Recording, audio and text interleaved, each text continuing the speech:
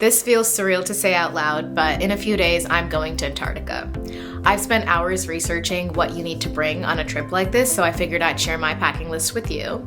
I've broken it down into 3 categories: the cold, camera equipment, and life on ship.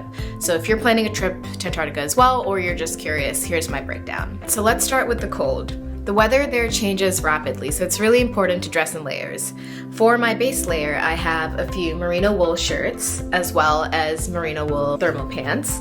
These keep you warm, but also keep you dry, and that's really important. So you want to stick to either merino wool, acrylics, and polyester, and you want to avoid cotton because that's something that doesn't dry quickly. For my mid layers, I'm bringing some fleece tops and sweaters, just simple, comfortable, warm. And for my outermost layer, I have these waterproof pants. These are extremely important when you're on a Zodiac and you're getting splashed by water all around. And you'll need some sort of waterproof jacket or parka.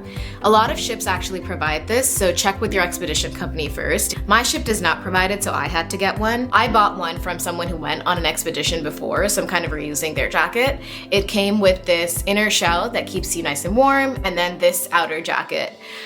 I chose to do something really special and customize my jacket. So I asked my friends and family to send me patches. They've always been so supportive of all my travels, and I wanted to take a part of them with me. I still have a bunch to attach. I think they're so cute because some people actually drew these out from scratch, and it just feels really special. Other things to stay warm include merino wool sock, beanie with a little penguin on it, taking the skater, a lot of hand warmers. I just put them in my pocket, in my gloves.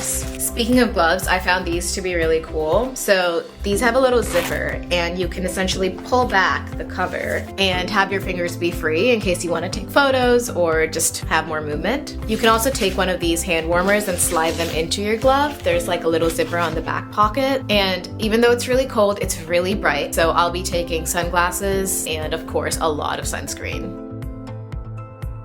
Let's move on to camera equipment.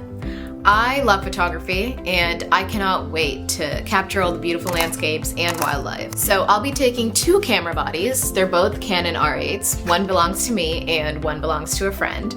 Now I know it's not necessary to take 2 cameras, but I think if you have the option to, it can be really useful. I'm carrying different lenses for landscape, wildlife, and when I'm out there, I don't want to be swapping lenses constantly. For lenses, I'm bringing a 16mm prime lens for wide landscapes, a 35mm prime lens for filming and also for landscapes, and finally a 100 to 400mm telephoto lens for wildlife. I'm bringing a bunch of extra camera batteries because they die much faster in the cold, this GoPro, in case I have a chance for some underwater footage. And to make carrying my cameras easier, I am bringing along this harness that lets me attach my camera to it. And of course, a few SD cards, a hard drive to back up my files, and I'm bringing a dry bag with me so that when I'm on the Zodiacs and I need to protect my camera, I can put it into this little waterproof bag.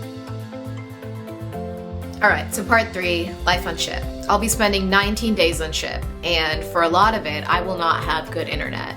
I know that sounds scary, but I'm actually really excited for it. I'm bringing my e-reader with a bunch of books downloaded on it, my journal, so that I can sit down and slow down and reflect, some resistance bands so that I can get some movement and exercise on days that we're just sailing, some cozy, comfortable loungewear, and some slippers, and finally some seasickness tablets because I'm not risking that. So that is everything I'm taking on this trip. Thank you so much for watching, and the next time you see me, I'll probably be reporting from Continent 7 with a bunch of penguins.